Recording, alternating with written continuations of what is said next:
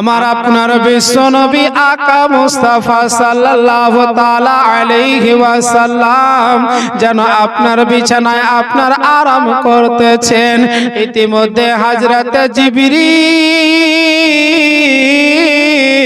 আমার নবী মুস্তাফার কাছে আসার পরে বললেন, ইয়া রাসূলুল্লাহ, ইয়া হাবিবাল্লাহ, নবী গো, এই যে দুষ্ট মক্কা নগরের আবু জেহেলের লোকেরা আপনাকে মারার জন্য আপনার অস্ত্র নিয়ে আপনার ঘরখানাকে চতুর্দিক থেকে ঘেরাও করে নিয়েছে গো নবী। ইয়া রাসূলুল্লাহ, ইয়া হাবিবাল্লাহ, নবী গো, আল্লাহ পাকের তরফ হতে হুকুম গো নবী, আপনি মক্কা থেকে মদিনায় আপনার হিজরত করুন গো নবী।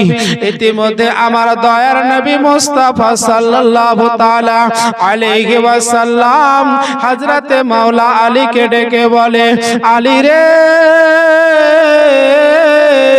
এই বিছানায় তুমি ঘুমিয়ে যাও। এই মক্কা নগরের কিছু কিছু লোকের আমানত আমার কাছে রাখা হয়েছে, অমুক অমুক লোকের আপনার কিছু ধন দৌলত রাখা হয়েছে।